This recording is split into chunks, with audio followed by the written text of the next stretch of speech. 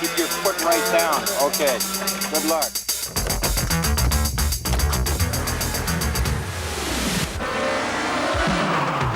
This week on Motoring 90. We have a staff of 550 people here in Mississauga. 80% of our product is for export to the United States and Europe. He tells me he can hear the carts coming up behind. It may be the electrical noise in his hearing aid, I'm not sure, but he doesn't seem to suffer. Motoring 90 is brought to you by Quaker State. The big Q stands for quality. Always has, always will.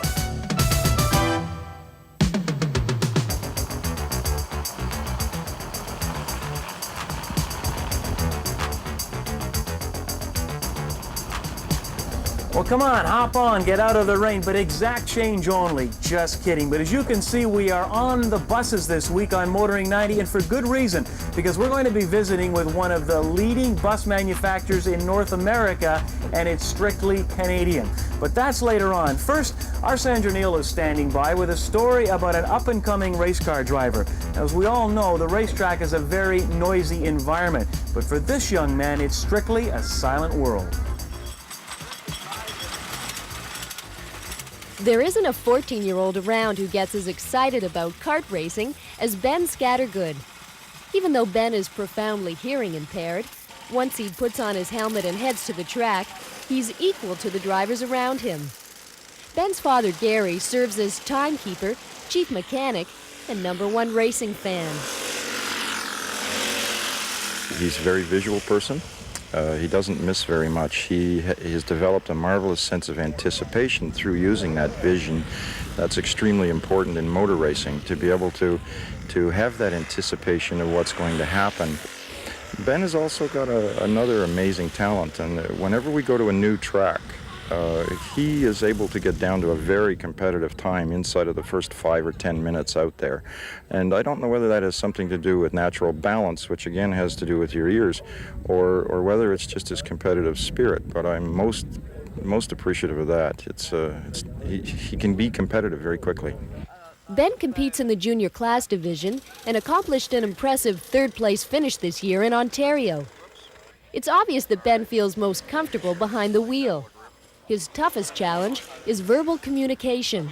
With modern hearing aids and a method that Louise Crawford at Hospital for Sick Children uses called auditory training, Ben has been able to stay in the regular classroom setting at his local public school with a lot of help, especially his mother and Louise, but also from the school system. Now, he doesn't hear anything till about 90 decibels, and I imagine you and I are talking at around 20 decibels right now. But motor racing is one of the areas where he doesn't need his hearing while he's on the track. Certainly he misses a few things at the driver's meetings, so I go with him to make sure he understands the flags or the changes in the rules. But once he's on the track, he tells me he can hear the carts coming up behind. It may be the electrical noise in his hearing aid, I'm not sure, but he doesn't seem to suffer. He can hear you perfect. It's just understanding what he's saying. Now, he doesn't use sign language, so what would your language be then to communicate? Just normal, everyday talking. What do you like most about racing, and why do you think you're still involved in go-kart racing? I got fat, and my go-kart is very fast. How fast is fast? 70 miles per hour. 70? 70 miles per hour. While Ben has the moral support of his family, he now has the financial backing of Kenzie Financial. President Jim O'Donnell has represented drivers like Scott Goodyear and Ron Fellows. And now, car number 91, Ben Scattergood. A little more aggressive and more apparent motion. It's also missing the Industrial Group of Funds logo on the side. It's a wonderful site overall, but graphically and from a television standpoint, it really is a very, very visual thing. Jim O'Donnell is a big name in terms of sponsorship for Canadian racing. It isn't easy to attract the attention of the Kenzie Group, but Jim was impressed by Ben's enthusiasm, and he's provided the Scattergood team with a go-kart, a trailer, and fire suits. Little Ben is understood from day one what a pro is, and I've been able to expose Ben to other pros. Our Indianapolis drivers and our professional drivers in the U.S. Certainly have to conduct themselves at a level that is acceptable to us and to the general public. And having had an opportunity, they've worked with Ben and talked with Ben. Ben dresses like them, walks like them, talk with them. So we're giving him some life skills, I would understand or feel. Last year he was middle of the pack, and now he's right up at the front. Do you two take the sport quite seriously at this point? You're still quite young. Well, Ben and I both want to be race car drivers, so trying to get some talent. Ben is a little boy first, and he has a hearing impairment as part of his personality. A simple example of that may be many people wear eyeglasses, but you don't think of them as partially sighted or visually impaired. Although Ben's hearing impairment is severe, profound, we think of him as a little boy first in everything we do. And I suppose he doesn't have a lot of frustration because he's a happy little boy living at home, going to his local public school, and out with the family, doing family things, which include go-kart racing.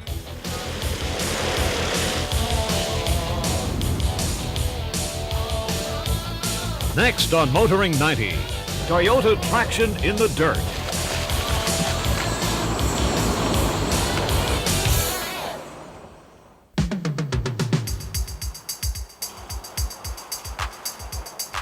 Test Drive with Graham Fletcher.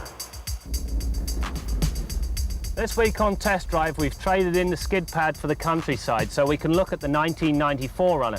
Now, two of the more major changes are an all-steel body construction, which should stiffen things up when we're off-road, and the addition of auto lock-in front hubs, which will improve things. Let's kick things off on the dirt.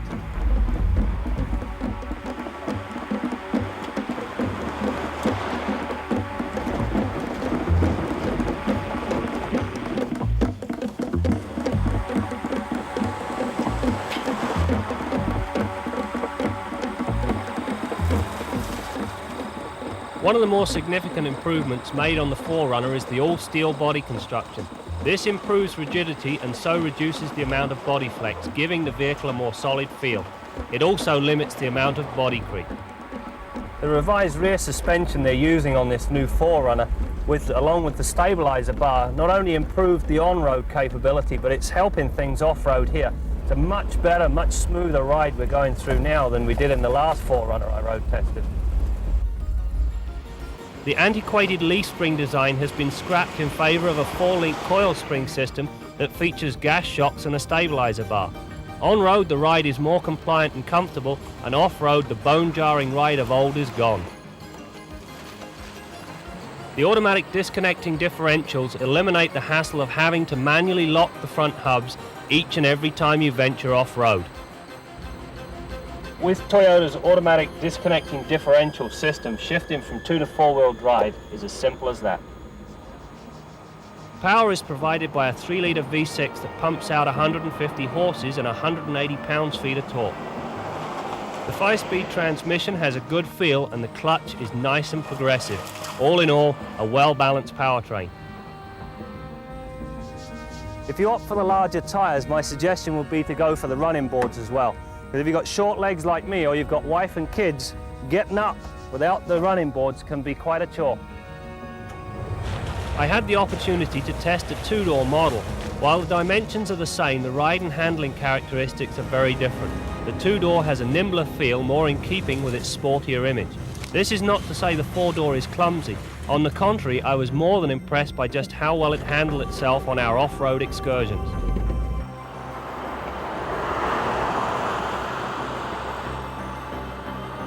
Inside, the Forerunner is equipped with everything you would expect to find in any good road sedan. The tilt steering and multi-adjustable seat provide a good driving position, and the dash contains a full complement of instrumentation.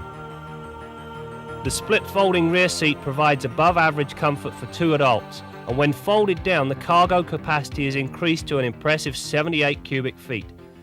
The last time I road tested a Forerunner, my pet peeve was with the tailgate. Well, it still is, because you still have to lower the glass and then drop the tailgate down each and every time you want anything out of the back. With a steel roof, they could have put a lift-up tailgate, which would have made a much better solution. Anyway, let's now go and see how I rated the rest of the 1990 Forerunner.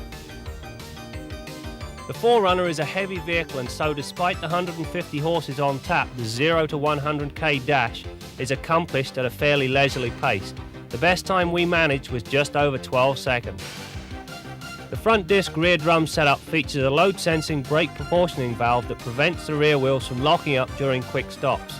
While testing, we managed to average 112 feet from 80k, and no nasty surprises were evident. The Forerunner's new rear suspension improves things immensely, and in spite of the high centre of gravity, the Forerunner felt very stable. However, owners must remember the type of vehicle they're driving and treat it with respect or run the risk of turning turtle. The new Forerunner has much less body and wind noise when compared to the older ones. The all-steel body construction certainly improves things greatly in this department. The vehicle's weight and four-wheel drive systems both count against the Forerunner's fuel economy. The best we attained was a thirsty 19 miles per gallon, and if you push the Forerunner, the gas mileage deteriorates very rapidly. The improvements and addition of a four-door model make the 1990 Forerunner the best sports utility vehicle available at the moment, because the only competition is the Jeep, and it is getting long in the tooth. Well, I decided to leave the driving to the pro, but now we're going to visit another pro, our favorite mechanic, Bill Gardner. Now, last week, Bill went bargain hunting at the wrecking yard. He was looking for a starter. He found one, but now we're going to find out if he really got himself a bargain. Well, Brad, this starter does still work, but we're going to go to the car, install it in the car, and show you just how it works in the car. Then we're going to take it apart on the bench and show you what's inside and just how and why it works the way it does. Now, the starter motor lives in an extremely harsh environment underneath the car. It's very close to the engine, gets a lot of heat and vibration from the engine, gets a lot of road splash, grease and oil, as you can see on this unit. And it's got a tough job to do to start the engine. It takes a lot of power. And here's a look at the flywheel teeth and the starter pinion right in here. You can see how it jumps in to mesh with the flywheel. And if you're not careful about how you start your car, listening for the sound of the starter motor, you can damage these teeth. For example, if you try and engage the starter while the engine's running, you'll get a terrible clash and you might break or damage one of these teeth and have to replace this wheel. Now, when you jump in your car first thing in the morning and turn that key, you're actually just activating the starter solenoid, this unit here on top of the starter. It mechanically drives the starter pinion into the flywheel, and it electrically connects the battery positive post to the field coils and armature of the electric starter motor and starts the motor to turn. Okay, we've already opened up this starter to show you what it looks like inside. You can see the drive end housing. This is the housing that attaches the starter motor to the engine block. You can see through this window the starter drive gear right here. And we're going to pull out the armature assembly. You can see the commutator bars, each segment attached to one of these windings, and the starter drive assembly. There's how it kicks into the flywheel, and it locks in this direction to crank the engine, and it unlocks in that direction so that if you don't get off the key quickly, you don't damage the starter. This clutch just overruns and the starter comes back to a stall. Now, there's a lot of connections inherent in a starter circuit, some external and quite a few internal connections in the starter. And when your starter motor becomes worn, you can quite often get one or two more cranks when it fails just by getting underneath the car and giving it a little crack. Have somebody inside to crank the car, in park, of course, with the emergency on. Give it a couple of taps, and quite often it'll go. It'll get you into the shop or get you home that one or two times. Next week, we're going to have a look at alternator systems and see how they work to keep the car running after the starter motor gets you going. Until then, I'm Bill Gardner for Motoring 90.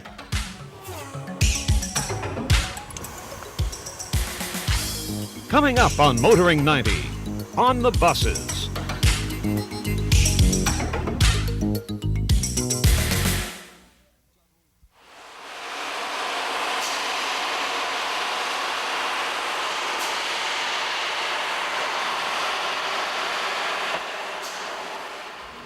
We are now inside the Ontario Bus Industry Manufacturing Plant in Mississauga, Ontario. And with me is Don Sheardown, the company's president.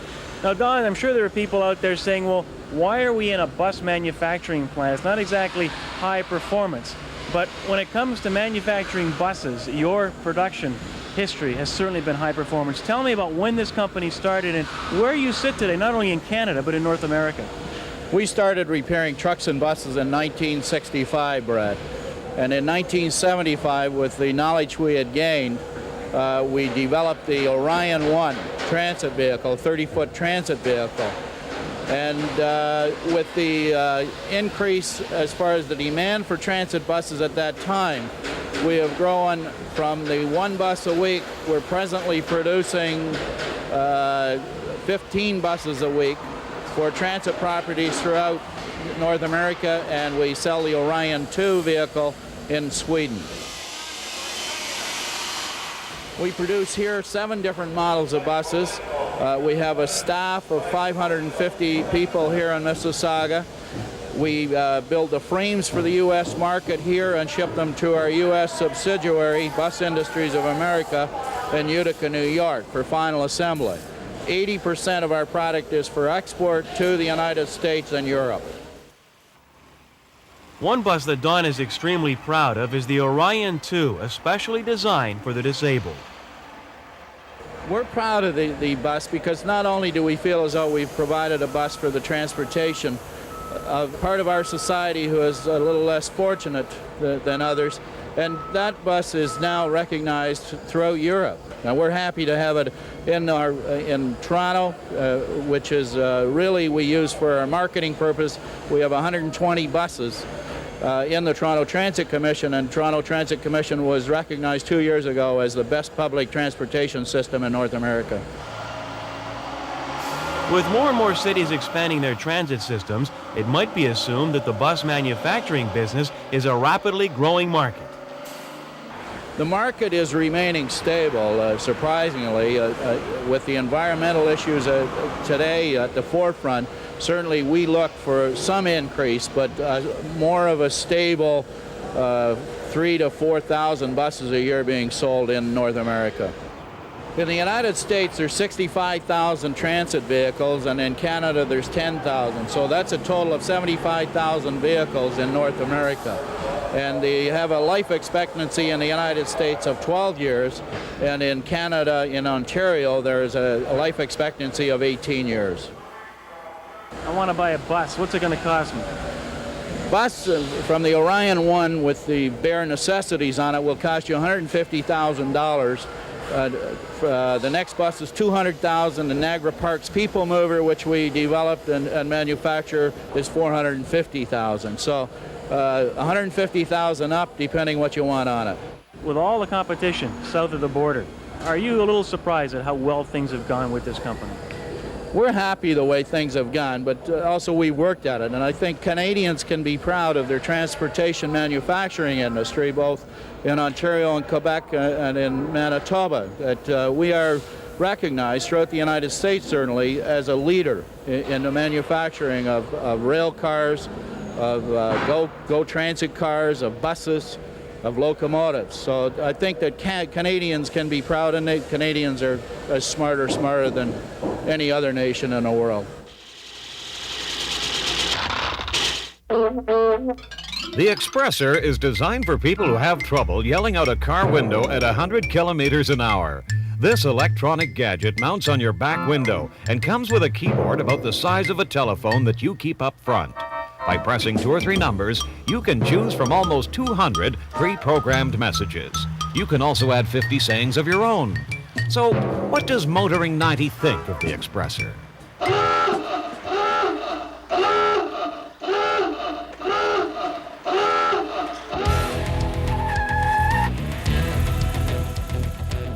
If you've gone in your tire store recently, you realize just how many tires there are out on the market, and it's for that reason that the tire companies have had to become just that much more aggressive in their marketing.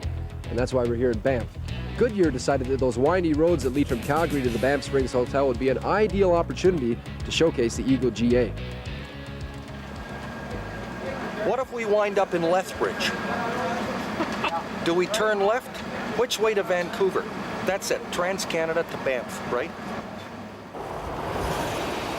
You're off, good luck. Well, the Eagle GA is a brand new tire from Goodyear, a brand new performance tire, which we are targeting at what we'll call, for lack of a better definition, the sports touring sedan class. Through events like this, we certainly enjoy introducing a new product that we're this proud of to the enthusiast journalist press. And the Banff-Calgary area is so splendid, fantastic, offers a huge variety of road surfaces on which we can demonstrate the product to the journalists. And in addition to that, it's just splendid scenery. You can't help but have a good time and have a pleasurable experience here. I think the tire companies would like to think that their tire helps sell the car. I personally don't believe it does. Most of the tires that come on cars or original equipment are a compromise of some sort or another, usually for fuel economy that the manufacturers decided they want a tire built to a certain criteria, and that tire is on the car, just to give the car company a good cafe average corporate fuel economy. So that the tire decision isn't really taken by the consumer until he decides that that tire isn't adequate for the performance he wants, or the tire is worn out and he decides to upgrade. It's going to be a hit. I hope so. I know so. Don't run that. It's going to be a hit. Say that again. It's going to be a hit. Yes. Yeah. Hey, listen, can you hold on for just a second? Right. I can't talk right now. But join me next on Kenzie's Corner, okay? Yeah, right. I'm on TV right now. Yeah, I'm going to be talking about electronic gadgets and cars. Yeah. Kenzie's Corner with Jim Kenzie. A friend of mine told me he was driving to work one morning at his normal 135 kilometers an hour. He had a Mahler Symphony on the compact disc, and he was dictating to a secretary on his dictaphone, and all of a sudden his radar detector went full red alert, and he buried the anti-lock electronic brakes, and as he was screeching to a halt, the phone rang.